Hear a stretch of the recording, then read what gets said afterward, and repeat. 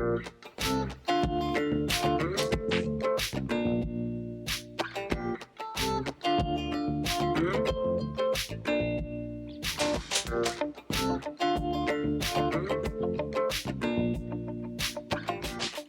everyone. Welcome to our very first Gourmet Insider Town Hall virtual meeting. We are here to discuss the COVID-19 situation and how our retailers are dealing with coronavirus and what they're seeing in their areas, how they're adapting their business. We're really excited to have everyone here. We have Charles Nelson, Chris Wiedemer, Corey and Etienne, and Dave West. We also have my fabulous co-host, Lauren DeBellis, Managing Editor of Gourmet Insider Magazine. And we just want to give a quick little thank you to some of our sponsors: Nordic Wear, Gel Pro, USA Pan, Heston, Atlanta Market, Las Vegas Market, Jura, and Breville. So guys, thank you so much for being with us. I'd like to just start really quick.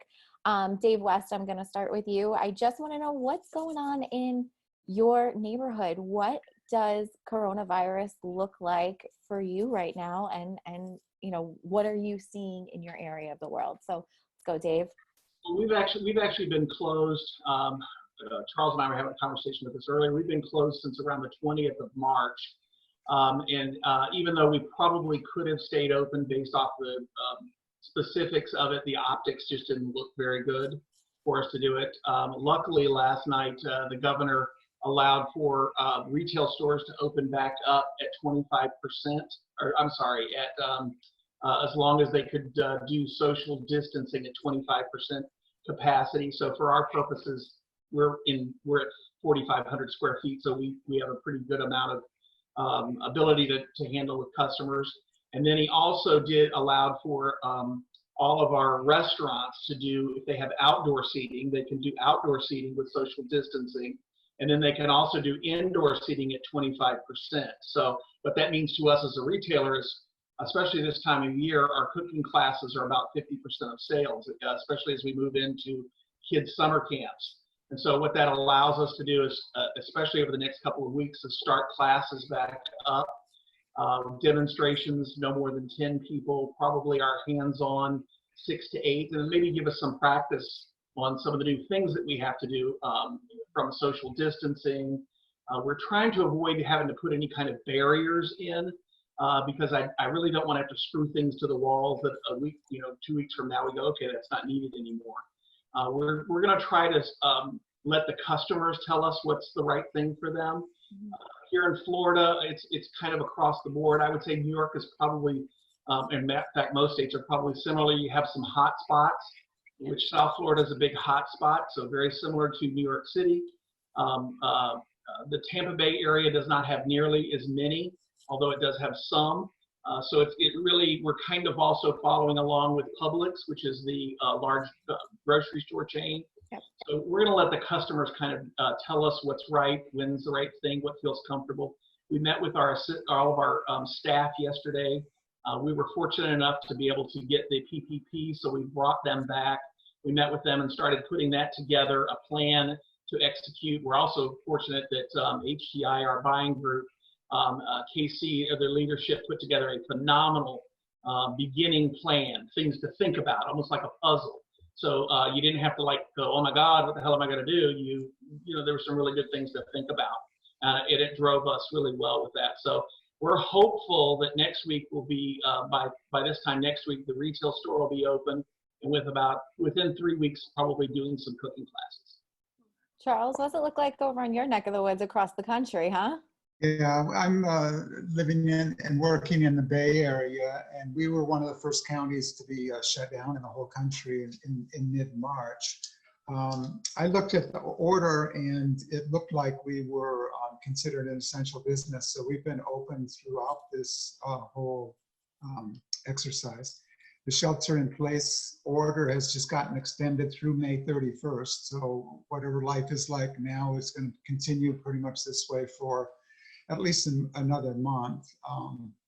There are still quite a few cases here in the Bay Area, and although it's been handled pretty well and people are following the shelter-in-place ordinances. life in the store has changed dramatically. So people don't come in. There's no such thing as foot traffic anymore. It's people don't come to shop, they come to buy. So if they come in the store, they're usually there to pick up a specific item, which means they're kind of coming in and going out. So whereas we typically have 4 employees there during the day, we have 1 employee working the sales floor, and they're able to handle it, partly because the customers don't need that one-on-one attention that we were, well known for. And previously, we've become more like checkout people. Our internet sales have doubled. Lots and lots of people are ordering online for on-store pickup and even curbside delivery. So I'm sure you'll be wanting to talk more about those things. We definitely will. So Corianne, I want to just swing back to you in Texas and see what's going on. I know that you had stayed open for a little while as an essential business, but what does it look like? What does coronavirus look like where you are right now? I equate it to a white knuckle ride, and I'm sure we can all agree with that. We closed our doors on the 15th of March, roughly 12 days after we opened our 3rd store. So that was a real gut punch. And we did so voluntarily. We immediately saw a downturn in foot traffic, and I have family on the West Coast and the East Coast, and the stories that I were getting, I just thought, it's just not worth it. Like we're just closing our doors, and we did, and we closed all 4 locations until Texas put in a shelter in place and started to, create what an essential business is. And we're fortunate because we do sell household goods and pantry staples that we fit into that bill. But, it was kind of a double-edged sword. And I'm, agreeing with Charles, it's not foot traffic, it's specific people coming in to shop. But even then, we might see 1 person in a day. And it's, that doesn't really help, pay for payroll. But we did see an increase in curbside, an increase in delivery, an increase in online sales. And I think what I loved as a number person was just seeing how grossly expensive that entire endeavor was. And I'm curious how everyone else feels. I mean, it was great to have the support, but financially it wasn't really viable to have to spend so much money on delivery and all those other areas. But now, Texas is opening back up on Friday, and we're gearing up for that. We have decided across the board to put together, I guess, maybe some controversial restrictions to come into our store because our stores are small. Mm-hmm. And because we have textiles and things that people touch, and we are limiting our store to 4 customers at a time and requiring masks. So, we're ready for the debate, but I'm not willing to debate. I want my staff safe, and I just don't have the time or the money to disinfect a store that's going to be crowded with people. I need to do it in a measured way, and that's how we're going to be doing it moving forward. Sure. All right, Chris, you're in the hot spot. You're in New York. You're in Rochester. So I want to hear all about what it looks like where you are right now. Okay, so we follow the governor's directive, closed mid-March. I immediately approached all my employees and talked to them about either filing for unemployment or not, and asked them to review it, with their family. They all came back and said, no, we're not going to file for unemployment. So I immediately went after the PPP money and the EIDL money, which has since come in. So I'm very grateful. Oh, yay, good. If you haven't got it, don't give up hope. Good. And so now we have begun to put a plan in place, but backing up a bit, as soon as we closed, we immediately started kicking off a curbside pickup service like a lot of you, phone orders. We did offer and continue to offer free home delivery, 20-mile radius, $50 minimum order. And, we probably do 2 or 4 a day. It's not a big deal, but it's a nice service gesture for those that just don't want to even get out of their house. We then immediately put in place energies and time to beef up our website keep adding product. We shot and posted more video to all of our social media outlets. We then got more aggressive with our email campaigns. We're fortunate that we have about 18,000 local opt-in customers that follow us on an email basis. So we kind of beefed that up, offering specials, trying to keep our name in front of them. And I'm very grateful to report that, you know, we have business. It isn't like it was. And I'm looking forward to what I believe will be June 1st reopening. But I am very thankful that we are doing business. You know, something about your area is, you know, I'm in New York too, and Lauren and Peter, but the governor has taken a lot of measures as per, you know, what is essential, what is not, who can be open, who is not. So I'm interested from our perspective, what, you know, that might not be something that a lot of other retailers are dealing with. So how have you kind of managed around, you know, a government that has taken a lot of control? Well, I mean, I guess one could question when I read the rules, since if you do sell specialty food, like we do sell a lot of specialty food and we sell whole bean coffee, and that business has gone through the roof, obviously. I mean, one could question whether I am qualified as an essential, but I chose to close like Corianne and just take the safe route. And I guess I'm fortunate that my customers are continuing to come drive up and follow all the safety precautions. We're wearing our masks when we deliver our product to them. But we're adapting to a new way of business. Well, speaking of adapting to a new way of business, I'm actually going to, Lauren has a question for Dave West. Hi, Dave. Yes. All right, Dave. Well, you alluded to how much you're waiting to get back into your live cooking classes in the store, which is such a core part of the business for you. But at the onset of this whole pandemic, you had taken your excellent cooking skills and brought them live to your Facebook followers. Can you talk a little bit about that pivot, that initial pivot that you had to do, and what it meant for yourself to prepare, and also what it meant to your customers to see you and to see you bringing them what they love most about you? We started out doing it, and we were going to do a number of them, and in particular ones for kids. I got one out there, actually filmed another. It's interesting. The young man who's one of our associates did the filming for us, and he said, okay, listen, I need to be considered as the director, the producer, the cameraman, the video guy, the graphic, and you're the talent. That's it. Right. So we did it. I've got another one that's ready to go. If I was capable of figuring out how to get it to go on the system, I would do that. He's not back yet, so once I get him back, we'll be able to do it. As we started moving forward, though, no sales wasn't going to work for us, and the fact that the government's monies that we thought we would be able to, everybody thought would be able to be there in 10 days, 2 weeks, it became apparent that it was never going to be there, or if it was going to be really slow. And so we said, we need to pivot into how are we going to sell products that we already have. And I'd like to piggyback on something I think I heard Chris and maybe Corianne just say a minute ago. You know, one of the things is we've been doing some of the, because we did the optics were bad for open, we still said, let's figure out what are the things that we can do. And so we had already furloughed all of our employees.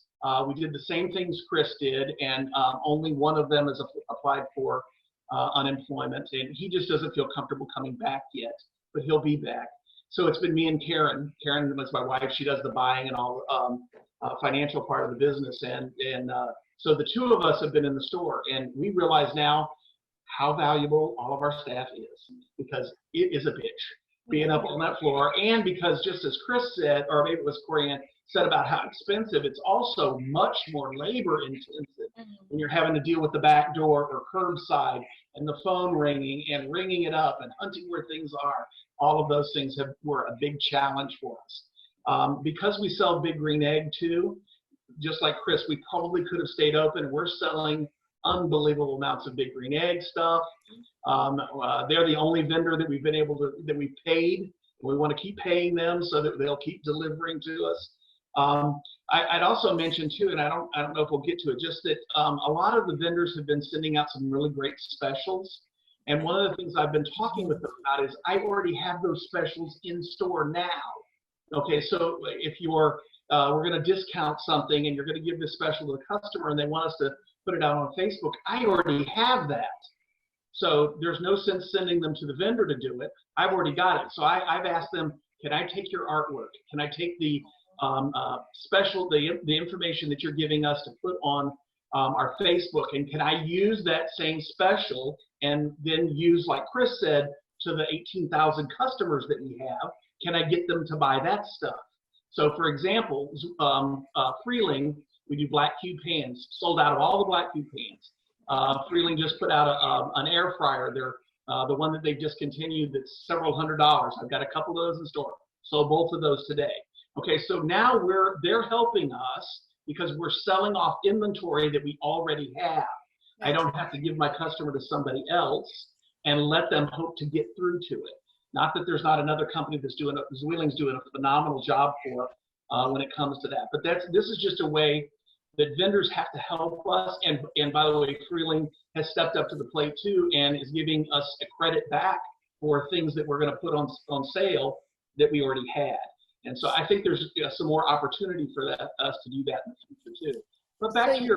Thank you. Oh, I was going to say, you guys, we actually have some questions coming in that we would just love to address. If you have a question, if we first of all, we have a question from an attendee who wants to know if you will be providing masks in your stores to your customers. Go ahead, Corey. I'm gonna. Well, as we are making them a requirement to come into our store, we absolutely have them available. I just bought like 100 bandanas, and those are available for $1 that people can buy. The disposable masks, you know, we can't get them ourselves. And I just, you know, for me, I feel like at this point in the situation, most people have some sort of face cover. But if you're out and about and you're in our historic square, which is an out and about kind of place, and if you're coming here without any face protection, you can buy a bandana from us for $1. But we can't even get our hands on masks for my staff, let alone for customers. So that's what we're making available. Perfect. Either one of you? We're not going to be providing. We are going to stock them. We found a company that I think we got them for 58 cents or something. We're going to, and plus we have cloth ones for all of our employees, and they're going to get multiple so that they can wash them, they can take care of them themselves. We're going to have some behind the counter, but because Florida isn't a mandatory, it's voluntary. We're going to follow what people are used to doing here, and we'll see how it goes. If it becomes an issue, as Corianne says, or it becomes uncomfortable, we may change the way that we're doing it. Excellent. Masks are required in the Bay Area right now. So by public order, so everyone has a mask that's out in public at this point. Excellent. And I'll probably provide them. I hadn't given it thought yet, but I like what I'm hearing from the rest of the group. So I'll probably have some available for customers. Sure. Right. What I can say is that while we have had some feedback from people who are not our customers about their unhappiness with our mask requirement, our actual customers are flooded with emails of gratitude. Thank you for creating a space that I will feel safe shopping in. Overwhelmingly, I mean, again, people who are not our customers are very eager to express their disinterest with our plan, but the people who are our customers, they're actually very grateful for the steps that we're taking. And because we have 4 locations in 3 different counties, and each county has its own rules and regulations, we are adapting the strictest and just going across the board. Whether that's the right thing to do or not, but I think it's easier to communicate to 4 different managers one set of rules and have that be our company policy than to just have different rules for different places that change every week, because let's face it, everything changes every week, and one less thing that I have to change in a week is just one less breakdown I'm going to have. Absolutely. Thank you for sharing that, Corianne. That's such wonderful advice for others. We do have another question now. We have lots of questions, We have lots of actually. questions coming in. Yeah. So Our next question, we're going to circle back a little bit and talk about your partners, the vendors. So this question is asking, what are some of the things you wish suppliers and or vendors could do differently to help support your business at this time? Charles, would you like to kick us off? Well, the first thing, of course, is because of our cash flow, we need help on the payment terms. So patience in terms of payments is really important. And I think the vendors in general have been very, very understanding about that. And if they haven't, well, I don't have any money to pay them anyway. So that's the best thing I've heard all day. so that's the first thing. But and a lot of vendors have been very flexible in terms with minimum orders, because we're not going to go out and buy 12 of something these days.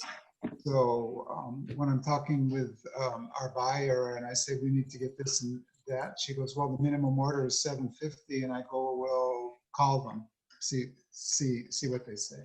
And most of them have been pretty flexible. So those are a couple of things I'd throw in. I feel like vendors, just from being on both sides of the spectrum here, have been really helpful during this time. And I'm wondering, what's something that do you think that this is something that can continue going forward after this pandemic? It's you guys, that there's been a back and forth with vendors always. So, Corianne, do you have any thoughts on that? Where I'm a little tiny bit different than Chris, Charles, and Dave, and actually Charles is one of my vendors for Shamba Pots, and I love them so much. But they're great. I have one too.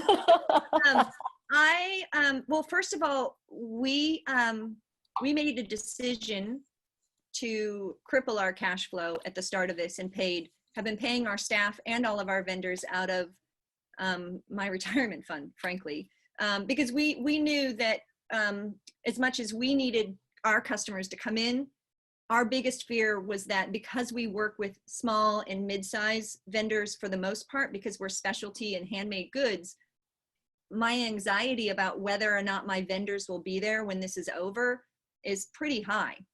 It's not, we work with Nordic Ware, love the B stamp, but they're a big store, and we order from them and we love ordering from them, and we will continue to do so. But I'm not worried that I can't order from them in 6 months' time.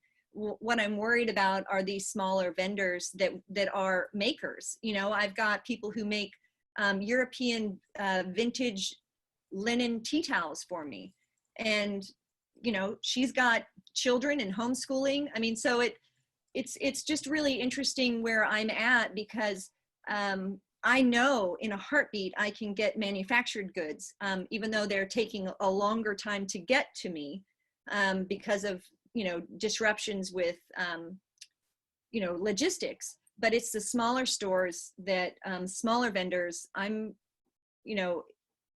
anxious to see who survives out of this and what my store offering will be at the end of this. And for me, that's my level of anxiety is cash flow. Now that I've paid everyone, I don't have any money to pay anyone else. And now, will you be around? Will I be able to order from you? And so I'm spending a lot of time yesterday, calling up my vendors and saying, are you producing? Can you continue to produce for us on the level you were producing before? And a lot of the times I'm hearing, I'm not producing right now. That could hurt us. So actually, I want to go back to cash flow. Chris, you were talking about the PPP, and the funds. So I just wanted to know if you could kind of talk about your process. We're hearing that maybe the community banks are a little easier to work with than the bigger banks and that. So since you did mention that it has come through, I'd really like to talk to you about that and maybe some tips and tricks or some things that retailers should really be focused on when putting in their paperwork. Okay, so the first thing I learned was that my bank manager is very, very important to me. And I fortunately had a very good relationship with her and my bank. So I immediately turned to them, and they were the go-to vehicle for the application. And I was one of the first ones, the first day that they had it online, got all my paperwork ahead of time from my payroll company, had all, was ready to fill it out, got it submitted. I did make a mistake and forgot to sign something. So one piece of advice, have somebody double check your application, because if you miss a signature or initial, it's going to come back to you and you're going to lose time.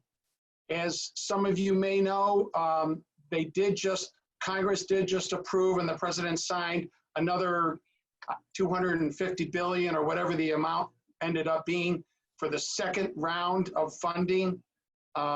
So if you haven't filled it out, I would consider seriously talking to your bank manager, going through them, because ultimately the bank is going to control the funds. SBA approves it, the funds get distributed to the banks, and the bank will work with you on the application. And then after the 8 weeks, hopefully if you follow the rules of the PPP, then you'll have the loan will be forgiven. All right, perfect. We have a lot of questions about trends right now. So I'd like to kind of move into that. People want to know what you think customers are going to be shopping for after reopening. Now that they've been home, they've been cooking, everyone is making bread. I've made a bread. I've made 3 breads. Where do you guys anticipate the supply going after it's back to normal? You know what, Charles, I want to start with you up there, and then I'll swing over to you, Dave. I'm having a hard time. One of the questions that we were thinking about before this was Q4. I can't even imagine Q4 right now. I mean, Yeah. it just seems so far away. So I don't know what return to normal looks like. I do know that the trends we're seeing now are just incredibly deep with baking in particular. Coffee's really, really strong. So those are some of the areas that we're seeing, and just people doing cooking that they haven't done before. So we have customers that come in getting a pizza stone because they've never made a homemade pizza. So I think that trend may continue even after things open up. So trying new things out at home. What about you, Dave? For us, it has been anything flour. Obviously, people are making bread and wrapping it in toilet paper is all I got figured out. What made people decide that bread was the way to go, I have no idea. We're lucky enough, I think Chris was talking about that they do a lot of goods like that. We do King Arthur. We carry almost all of their stuff. It's not in a grocery store. King Arthur's not shipping to anybody, any wholesale. So Right. It's gone. It's been wiped out. And so one of the things that we did, so will that continue? The answer to that, I don't know. I will tell you that a lot of people have come back and bought, because we went to Restaurant Depot, we've gone through 200 pounds of bread flour, and it's a high gluten one, so you can use it for pizza also. Split it up into 3-pound increments and been selling it. Same thing with yeast. I had to buy yeast in 2-pound packages and split it up. And oh my God, people are lined up for it. And I just flabbergasted that, that people are, and they come back and they'll go 3 days later, they'll come back and get 3 pounds more. I'm like, what the hell did you do with all that bread they're like cooking it every single day. Yeah. I don't know, will that trend continue later? Because when you go in the grocery store, there's bread. I don't understand.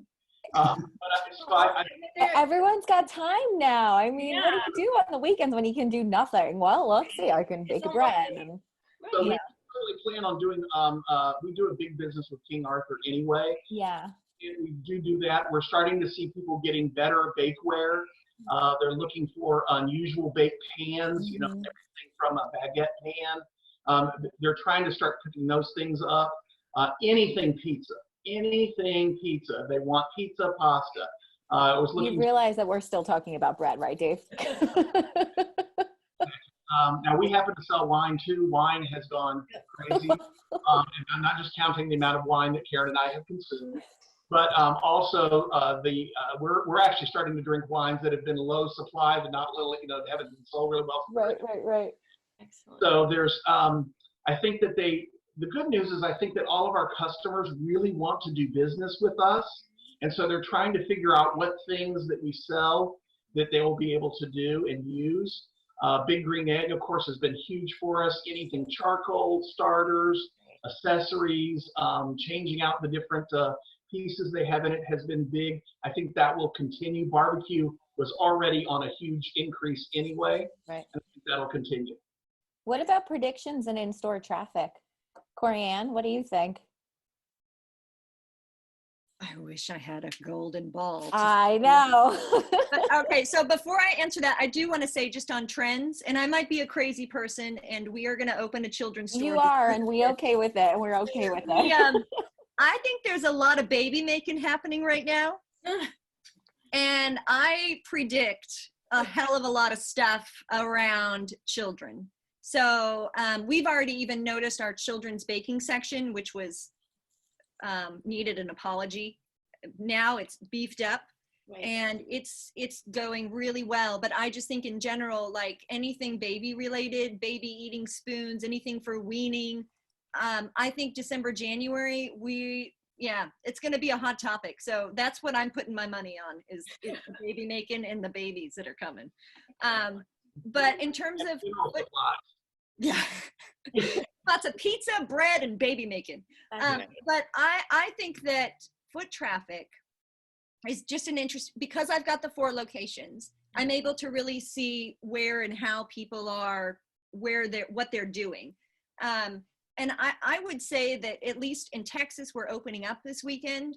There's going to be a lot of people that just need to stretch their legs and, I don't know, touch the flame and either run home and clean up or just keep shopping.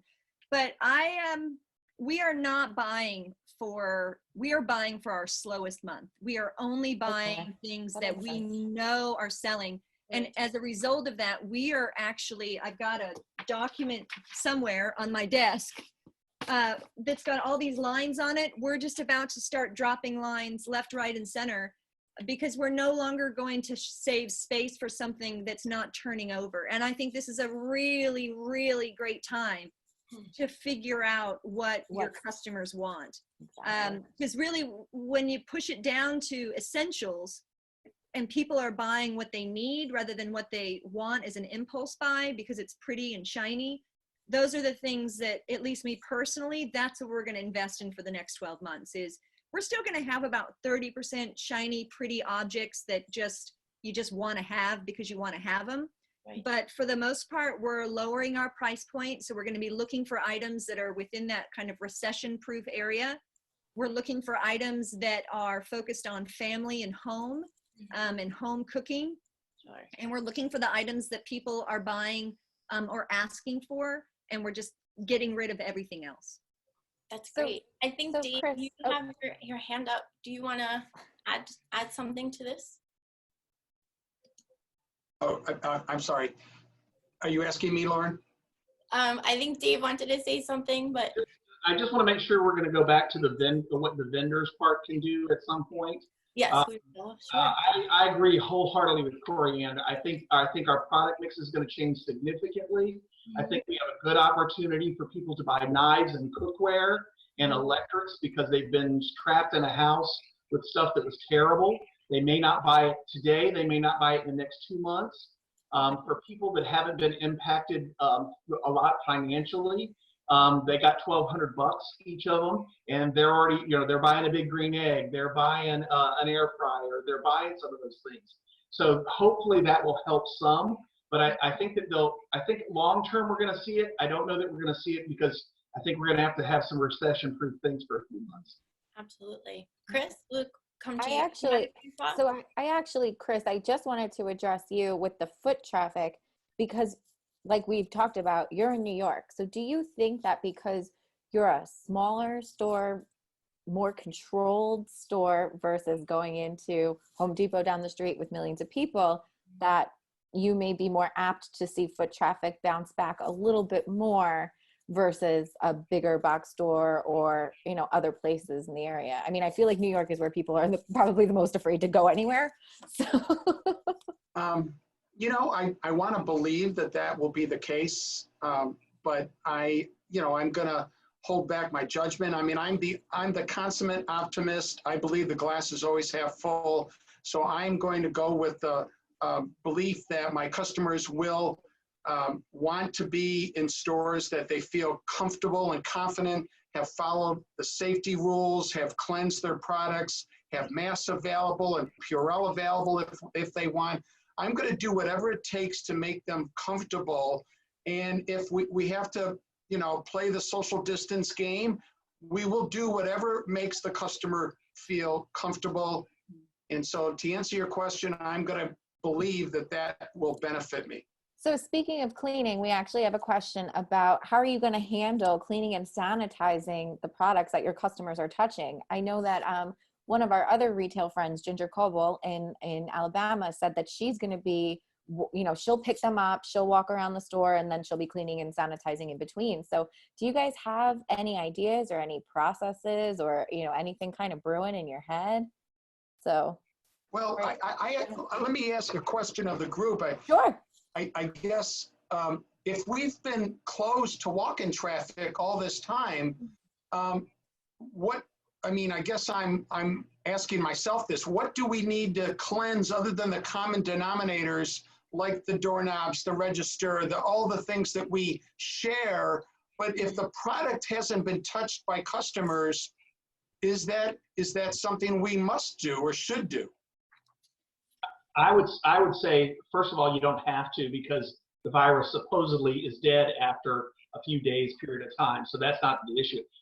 What I was reading into what Emily was asking was a customer who's in your store, once you get back open and they start touching. Okay.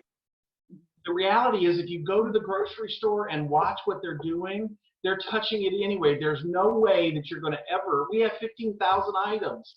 There's no way to ever do that. So you have to either be cognizant of, sometimes people have to take personal responsibility for what they have. They could get it off of their doorknob of their car that somebody touched in a parking lot. So the reality is there's no way we're going to ever be able to sanitize everything in the store. I think the optics are for customers, just as Chris just said. The customer needs to smell some kind of nice cleaning thing when they walk in the door. They need to see that you have Purell that's out there. This is my opinion, of course. They need to see our employees with a face covering if that's what we're going to be doing, or acrylic shield or gloves, and they're going to see that we wash hands and those things, and that will interpret to them that this is a clean place. Now, what I will tell you is we just started the cleaning process today. After being closed 5 weeks, the store smells stale. Going on, and we have a cooking school, so it's been closed up, and so it smells stale, like you went into your grandma's house that never opened up for the last 4 years. It smells that way. So we're literally now taking everything off the shelves, wiping them down, sanitizing, but to expect that that's going to go on, I don't think is realistic, except for, like, say, for example, the knife case, where it's going to be used a lot, then that may be a different subject. And again, this is my opinion. So I can say what we've been doing as we have been open as an essential business, and we obviously will be open regularly come Friday, is that we are offering touchless shopping. So we, whereas before we would go and hold the items and bring it back to the cash wrap, in our store we have a very French approach, so everything gets wrapped in paper and tied with string.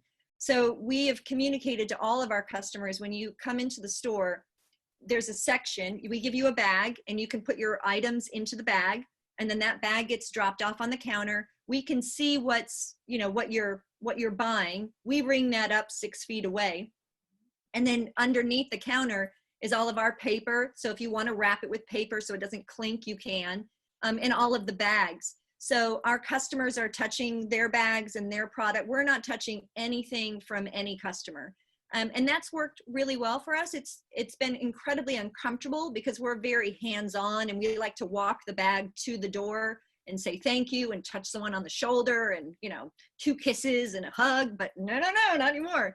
But what we found with this touchless shopping is that it has really helped us control where we clean and also how many gloves our staff are going through. So we wipe down the cash wrap where the customers are, but in between every single customer. We leave our door open so nobody has to touch the door. And then in terms of the products, so far, because we've only let one person shop at a time, it's been really manageable. But come Friday, it'll be 4 people at a time, and that's going to be really unmanageable for us. So what we've decided to do is to close the store every 2 hours for 15 minutes and give it a really good Lysol, wipe down high traffic areas like our bar goods because everyone's buying bar stuff, and just kind of go from there. But that's how we're doing it. But at the end of the night, we spend an hour and we wipe everything down. Yeah. And the main reason for that is we are showing that to our customers. That's part of our Instagram live. They can go right onto Instagram and watch us clean. We have made it utterly and completely transparent for everybody so they see what we're doing. And the response for that has been great. It's expensive and it takes a lot of time, but that's what we're doing. Actually, that brings up a really good point, and it's something that we all, we were talking about before today, and we really wanted to get into. And some of our questions here have been based on that. How has social media been for you all at this time? I mean, I feel that so many of you have taken live on Facebook, or you're out there on Instagram, Corianne, as you had said. Having this technology and this medium and this platform, how important was it for you all in order to let your customers know, hey guys, we are still here and open for business? Would you like to kick off, anyone? I will, and then I'll be quick. Okay. My background was a TV cook, and social media is second nature to me. Mm-hmm. So I immediately knew that we could create a completely different revenue stream by going into buyable content. And so when we closed our doors on the 15th, we started creating what's called buyable content. So it's basically advertorial. Yes. So we do, hey guys, make a martini with Corianne. I'm going to show you how to make a cosmopolitan later on this afternoon. And as a result, the minute we post those videos, we'll sell out of the cherries, and then we'll do another one that's about this or specifically about that.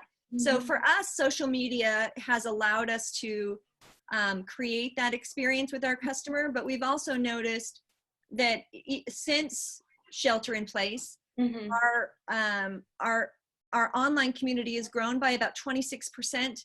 And that's great. Just really because we're using it so much more. Like before, it would be a few Instagram live videos or a few pictures here or there, but we're actually creating consumable content. Like here's a recipe, here's a step-by-step. We're doing virtual cocktail classes now that people pay for. Yes. We're doing virtual cooking classes that people pay for.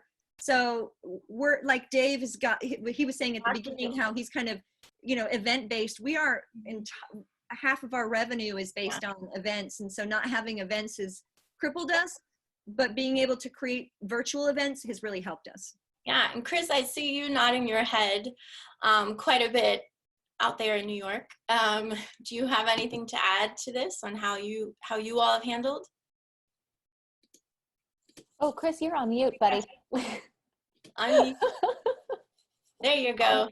I mean, I really appreciate learning from the other 3 panelists because we are doing social media and we are posting videos, but I'm always so impressed with what other store owners are doing that I can learn from, and it really inspires me. So I appreciate Corianne and Dave and Charles, all of the input that you're offering, the people that are watching this. I can be doing more, I guess is the answer, Lauren, to your question. I can be doing a lot more. Okay. Well, and Charles, how about you? Would you like to weigh in? I'm curious how you all have been handling your social media, and especially with all of the hospitality clients that you have and the local chefs, and keeping up with them. The social media has been really important, I think, during this this last phase. I think people are spending more time on it too. So it seems like people are responding more to our content than previously. Right. In addition, for April and going into May, we work with a group called Acorn that maybe some of you do for newsletters and so forth. We've always done our own Facebook and social media, but they've offered to do that for us for free for these 2 months as a way of helping their customers. So we've had double the content on Facebook that we would typically have, and I think it's really important at this time. I think it can be overused, though. I was just looking at my own personal Facebook feed this morning, and it seemed like it's about half of it was sponsored ads. So you know, I think that people may get tired of that way of reaching them too, through boosting and so forth. But providing content, usable content, I think is very important. You know, Charles, I have a question for you. Will you be using social media to kind of let everyone know that the store is open and things are kind of back and going forward, or will you use, you know, advertising, or how are you going to let everybody know that, hey, things are changing now, they're shifting a little bit, we're communicating to you that we're here for you, and this is when and how? I was just about to say that in our general approach has changed.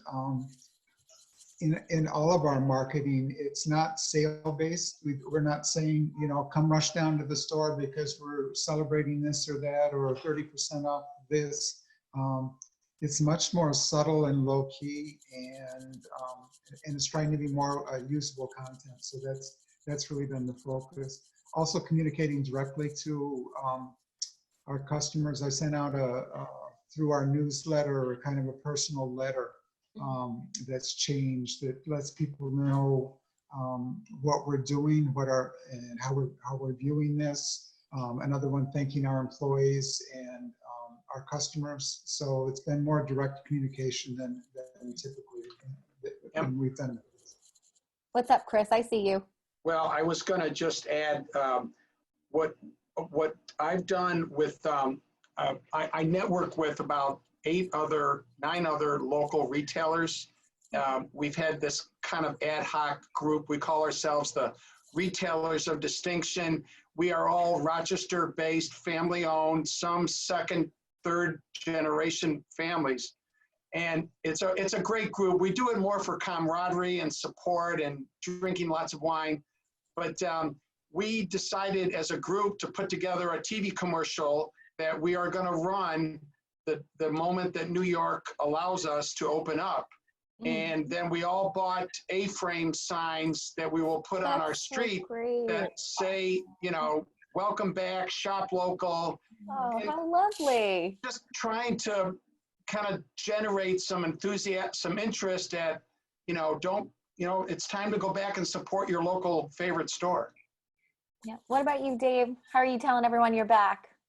Well, part of this whole meeting with our staff, as well as talking with Casey and the other retailers, such as Charles with HTI, was a communication process. And so I think it has to be a number of different stages. There's going to be, I'm not so sure that we want to do a big splash at the beginning.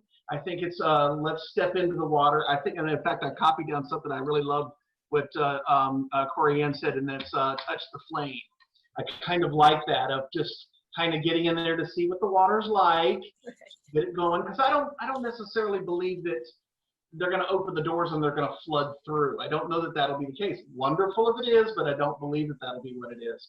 So I think we're gonna have to take some measured approaches over time to see how that is. Now, from a social media perspective, I took a little bit of a different approach, and I kind of used me more than anything else, and me as a even though I'm a chef, me as a person in my house. And so I post every day. Our objective was to clean out the freezer. I have 4 freezers, so I have frozen all sorts of stuff. And so we did something every single day about turning stuff from the freezer or the refrigerator or the pantry into something that was a little on the more gourmet side. And the response has been phenomenal of it. But one thing I don't think we did as well, and I wrote that down, I'm going to echo what Chris said, is something Corianne said. I love that. It's viable content. Somewhere in the middle is the right answer from that, because I don't think people really want to be sold to so much right now. But if you're using it and it's important to you and they see you liking it, it's something you have and it's reasonably priced, our experience so far is they've been buying it. But I also don't want to hit them over the head with it right now too. So. Right. Well, I have a point I wanted to make and then a question to ask. It seems, again, even before we were in this situation, the return to home and the return to entertaining at home and cooking at home and exploring all of that was just so popular among consumers, among all of us. And this situation has forced us to be home and to actually dive in and start baking and cooking and cocktailing, etc. Do you feel that right now is a time that will continue on? And also, do you feel that people will want to return to making their homes pretty and entertaining, and maybe inviting people over in small little groups, maybe in their bubble of 5 or 10, and then what sort of goods will they be driven to kind of explore with you all? Dave, you are nodding your head. Would you like to kick off? I think this has caused us to our customers to take a huge turn. Entertainment pieces, entertaining things were on a big upswing. I mean, everything from Nora Fleming and platters to things social things together. Social is not in right now. It will be back in the future, but it's not in right now. So I think retailers are going to have to watch their inventory of things that are socially driven, social experience. Though I think there'll be some of, they open the gates, let me out, and I'll do that for a little while. But I think that people are still going to come back into cooking at home, doing some things at home, because they're still not sure yet until there's an actual vaccine. I don't know that everybody's going to be absolutely convinced that they can do any and everything that they want. I do believe that there's going to be a significant change in where we get products from, because people are not going to want to buy, right, wrong, or indifferent, doesn't matter. They have an opinion about where those products should be coming from. Right. And unfortunately, that's also Europe too, unfortunately. So I think that there's going to be some of that. I also believe that I'm not so sure that Americans, even though they've said they really want to buy American, that they're willing to pay more money for it yet. We'll see. But I think that there's at least a desire for that today. I think they are going to want to do more quality. I think they're going to see that because they've been using, a terrible nonstick fry pan, trying to get eggs out of it for the last 6 weeks. That's right. We'll see those things, but I think it's just going to be a little wait and see. I would not suggest that anybody invest a lot of inventory in anything that is new and different unless you see it as part of a trend of things that you either see online or you see in other retailers like we're talking about here. Sure, absolutely. Corianne, I see that you wanted to add something on in. Yes, am I biting at the bit there? So I have two sides. Well, first I wanted to talk about what people are coming in to buy for, or what we're doing. What we've noticed and we're building for is that whole personal care and the sustainable, because people are now creating those private moments at home, and we noticed a big rise in the personal care term from about November on, and we've been using it with a lot of success, and it's really helped us drive home some of our items that we're buying. And we're talking about personal care as even mixing a craft cocktail. That is taking care. We're talking about personal care in terms of, you know what, use a wooden spoon, take a moment and oil that wooden spoon, go through the process of it, cherish it, look at it, make that cooking a personal moment for you. So Yeah. we're using that, and that's helping us kind of connect the product to the person. Yes. And I agree with Dave about the quality. We noticed a Marie Kondo effect last year, and especially with the sustainability and the things that like spark joy. And so, you know, we're lucky that a lot of the things that we have in the store are curated. So, but we specifically, we're seeing people come in and go, I want something that makes me feel this, or will allow me to create this. Okay. But what I really wanted to talk about was the USA made stuff, because that's a hot topic for me. So we do a lot of importing from like Lithuanian linens, Tunisian olive wood spoons. I mean, we have things from all over the world because we curate specialty products. Right. We would love to curate from American goods, but this is what we have noticed. And so much so that I am trying to figure out how I can start a grant to support American made. I don't have money right now. So if anyone wants to come in with me as kitchen owners and help me do this grant, I'm all in, because I like this. American products are amazing, but as a country, we're not makers. We're not industrial makers the way that other countries are. Most of our makers here are hobbyists, and they only have the setup to be able to fulfill smaller orders.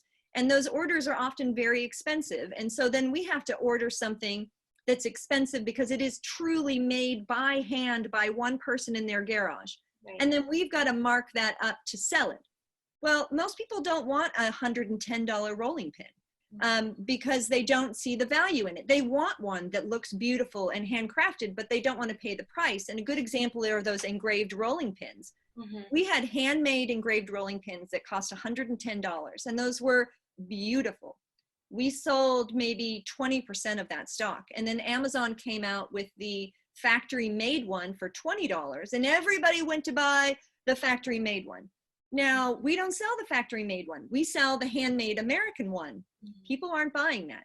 And I think as an industry, I think we owe it to our customers to communicate, yeah, we want American made just as much as you do, but we need Americans to start making things that as shop owners, we can afford to buy and that you're willing to buy. I think they think that American made, you know, these are American made and they're $20 cherries and they're beautiful. But, you know, not everyone wants to spend $20 on a jar of cherries. They'd rather have cherries that cost $7. Right. You know, Corianne, you bring up a good point, and I'd like to kind of open it up to the panelists. What about your supply chain? Have you seen any sort of breaks in your supply chain or any sort of issues in your supply chain that, you know, now you're like, you know what, I can address this and let's fix it? So I see both Charles and Chris nodding their heads, and Dave. Charles, can I start with you? Have you seen anything going on?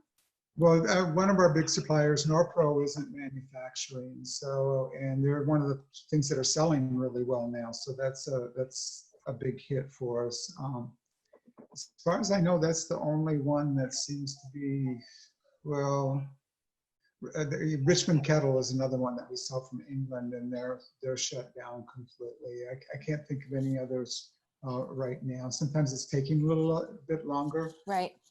But what I've noticed is that everybody in the country seems to be cutting each other a lot more slack than usual. That's the truth. You know, our customers seem to be a lot more understanding. And it just seems to be a kind of a new ethic that we're practicing in this country, which seems— Isn't it lovely? Really, yeah. So lovely. Yeah. Chris, what about you? Well, I don't carry a lot of appliances, but Bonavita, Zojirushi, you know, they've got nothing coming right now. So, you know, in electrics, that supply chain has been disrupted for me somewhat. But overall, I have to say, you know, my cookware and my cutlery, my gadget suppliers, which is really kind of the first bread and butter for me, I'm getting 90% of what I'm asking for, and most of it I'm getting a little quicker than I normally would. Good for but you. Again, like the panelists, I'm being conservative, I'm being careful, I'm asking them for either terms or I always ask for any specials. And of course, I belong to Gourmet Catalog, so I use them a lot as a vehicle for vendor specials or anything that they've been able to put together for their members. So I guess I'm confident that going forward, for the most part, the lines that I buy from, I'm hopeful that I'll continue to get them. And the lines that you buy from, Chris, have the vendors been supportive as far as other content is concerned, marketing and social media content? And what would you like to see from your vendors as far as that's concerned, going forward, moving forward after this pandemic is over?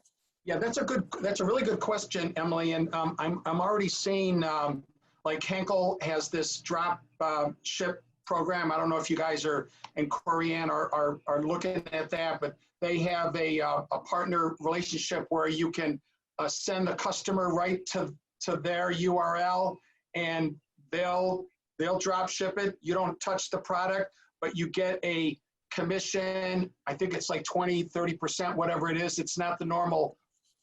Is it? Okay.